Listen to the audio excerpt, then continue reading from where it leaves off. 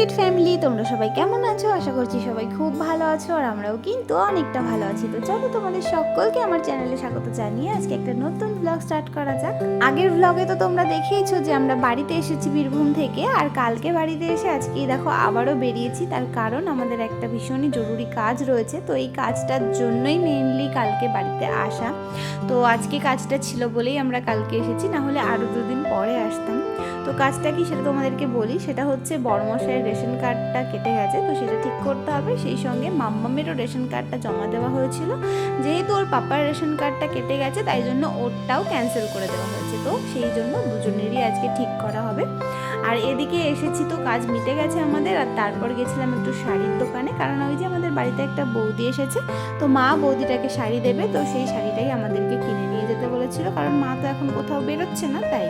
আর সেই কারণেই আমরা প্রথমেই আমাদের কাজটা মিটিয়ে তারপরে চলে গেছিলাম কেনাকাটা করতে। তো শাড়ি কিনে এখন দেখো চলে এসেছি এই জায়গায়। আর এই জায়গাটায় আসলে না চোখটা পুরো আটকে যায়, মানে চারিদিকে তাকালে যত জিনিসপত্র মনে হয় সব কিছু তুলে নিয়ে বাড়িতে চলে যায়। এত ঘর সাজানো সুন্দর সুন্দর জিনিস না, কি বলবো, যেটা দেখি সেটাই পছন্দ হয়ে যায়। আর মাম্মাকে নিয়ে তো এই গলিতে ঢোকারই উপায় নেই। এই গলিতে ঢুকলেই ম্যাডামের চোখ চলে যায় এই যে চারপাশে যে টেডিগুলো ঝুলানো থাকে এগুলোর দিকে। আর ব্যাস ওখান থেকেই চাইতে শুরু করে দেবে, এটা দাও ওটা দাও সেটা দাও, বেবি নেবো করে পুরো মাথাটাই খারাপ করে দেবে। মানে এখানে ঢুকলে ওর জন্য কিছু না কিনে বেরোনোর উপায়ই নেই। না একদম পাঁচ না, হ্যাঁ এগুলো ভালো না, এগুলো ভালো না, সফট টয়েস নাও তুমি। কি অনেকক্ষণ থেকেই মাম্মাম কিছু একটা চাইছে, তো আমি অনেক বোঝানোর চেষ্টা করলাম, কিন্তু আমি ব্যর্থ হয়ে গেছি। তো এখন লাস্টে ওকে কিনে দিতেই হবে। তো এই যে দেখো এই স্পাইডারম্যানটাকে ধরেছে চাপটে, এটাকে কিছুতেই ও ছাড়বে না, এটা নেবেই নেবে। তো দেখা যাক কি কিনে দিই, কিছু তো একটা দিতেই হবে কিনে। কি দেবো সেটা এখনো ঠিক করিনি। তো নমো করো একটু গনু দাদাকে, নমো করো একটু গনু দাদাকে, নমো নমো। ই বাবারি, দেখো পড়ে না যায় চেয়ার থেকে।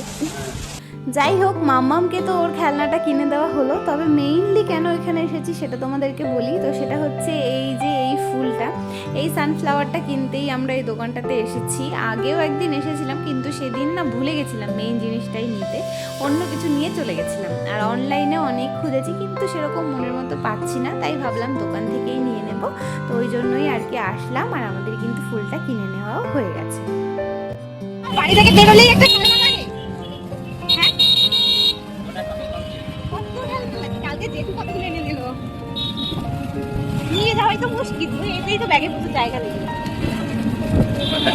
এই কালকে জেঠিটাকে নিয়ে যায়, জেঠিটা নেবো না, আমাদের কাজবাজ মিটিয়ে সমস্ত কেনাকাটা কমপ্লিট করে এখন কিন্তু আমরা চলে এসেছি বনগাঁ স্টেশনে। আর এখান থেকে এখন আমরা ট্রেন ধরবো। আর নর্মালি আমরা কিন্তু বাড়ি থেকে বনগাঁয় আসলে খুব একটা ট্রেনে আসি না, অটোতে করেই আসি। কিন্তু এখন যেহেতু আমাদের যে কাজটা ছিল সেটা স্টেশনের কাছে, তাই জন্যই আজকে ট্রেনে এসেছি। আর এই যে দেখো ফ্লাওয়ার ভাসটা কিনে নিয়ে এসেছি, কেমন লাগছে অবশ্যই কমেন্টে জানিও। আর বাড়িতে এসে রাত্রিবেলায় আজকে বানাবো আমি বিরিয়ানি, যেহেতু বৌদিরা এসেছে তো ভাবলাম সবাইকে একটু বিরিয়ানি বানিয়ে খাওয়াই। তাছাড়া মাঝে মধ্যে তো এমনিতেই বিরিয়ানি বানিয়ে খাওয়া হয়, আর বাড়িতেও এসেছি বেশ অনেকদিন পর, তো বিভিন্ন কারণ মিলিয়ে আর কি আজকে বিরিয়ানিটা বানাচ্ছি। তবে এই যে আমি যত বছর ধরে বিরিয়ানি বানাচ্ছি, 8-9 বছর হলো, ততদিনের মধ্যে এই রকম অভিজ্ঞতা আমার আগে কোনোদিনও হয়নি, যেটা আজকে হয়েছে আর কি। কি বলবো, এত বাজে অভিজ্ঞতা তোমাদের সাথে শেয়ার না করে আর পারলাম না। আসলে কি হয়েছে ব্যাপারটা, আজকে তো এমনিতেই অনেকটা বেশি চাল রান্না করব, তাই জন্য ভাবলাম কি যে হাঁড়িটাতে আমি বিরিয়ানি দমে বসাই সেই হাঁড়িটা বেশ বড়, ওইটার মধ্যেই ভাতটা রান্না করব। অন্যদিন অল্প চাল থাকে বলে একটা ছোট্ট হাঁড়িতে রান্না করি, কোনো সমস্যা হয় না। কিন্তু আজকে ওই বড় হাঁড়িটাতে ভাতটা রান্না করতে দিয়েই হয়ে গেছে মহা মুশকিল। তার কারণ হাঁড়িটা থেকে আমি কোনোভাবেই ফ্যান ঝরাতে পারছিলাম না ভাতগুলো থেকে। যতবার ফ্যান ঝরাতে যাচ্ছি ভাত পড়ে যাচ্ছে, ফ্যান কিছুতেই ঝরাতে পারছি না, আমার হাতে গরম ফ্যানটা পড়ে গেছে।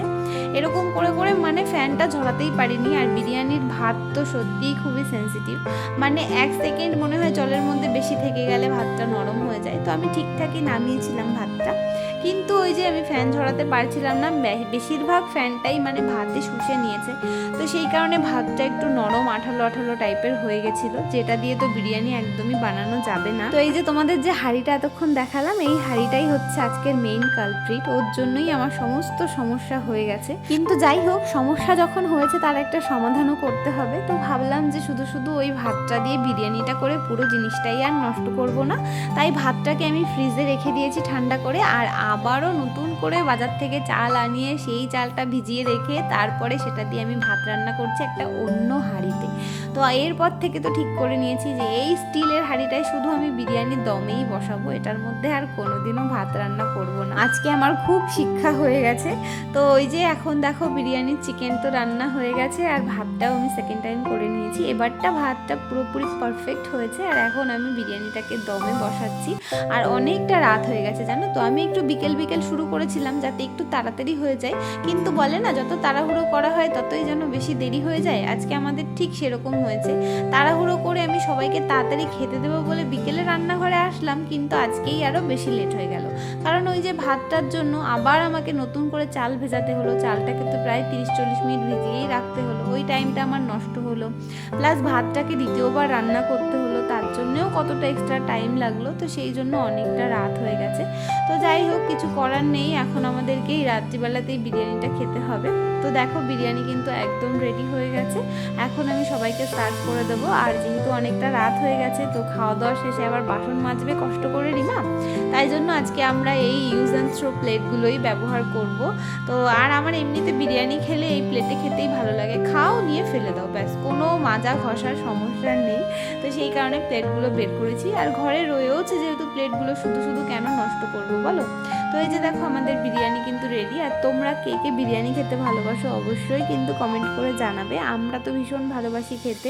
কিন্তু আবারও বলছি, সত্যি এত খারাপ লাগছিল যে আজকে বৌদি এসেছে, আজকেই এরকমটা হতে হলো। এত বছর ধরে বিরিয়ানি বানাচ্ছি, কোনোদিনও এরকমটা হয় না, বৌদি কি ভাবলো কে জানে, এটা ভেবেই একটু খারাপ লাগছিল।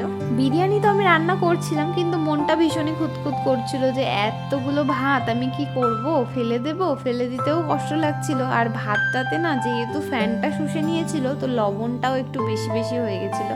তো কি করব কি না করব কিছুই বুঝতে পারছিলাম না, কাজবাজ করছি আর মনের মধ্যে সেটাই শুধু ঘুরে বেড়াচ্ছে যে ভাতটাকে আমি কি করব। অল্প ভাত হলে তাও হয়, অনেকটা পরিমাণে ভাত ছিল। তো যাই হোক, পরে ফ্রিজে রেখেছি, আর তারপরে একদিন আবার আমরা ভাতটাকে রান্না করে খেয়েওছিলাম, বিরিয়ানি বানিয়েছিলাম আর কি। তো যাই হোক, কিছু করার নেই, এখন এটা তো মানতেই হবে, যেটা হয়ে গেছে হয়ে গেছে। আর লাস্টলি আমাদের বিরিয়ানিটা তো ভালো হয়েছে, সেটাই হচ্ছে বড় কথা, কারণ ওই ভাতটা দিয়ে যদি বিরিয়ানি বানাতাম তাহলে পুরো জিনিসটাই নষ্ট হয়ে যেত, কেউ ঠিক করে খেতে পারতো না। তার থেকে ভালো ভাতটাকে রেখে আমি নতুন করে রান্না করেছি। সত্যিই বিরিয়ানিটা টেস্টি হয়েছিল, সবাই খেয়েছে, ভালো লেগেছে আমারও। আর খাওয়া দাওয়া শেষে এখন এই যে সবাইকে দেওয়া হবে কোল্ড ড্রিঙ্কস। আর আমাদের এই ব্লগটা তাহলে চলো এখানেই শেষ করছি, তোমাদের সঙ্গে দেখা হবে নেক্সট দিন একটা নতুন ব্লগের সাথে।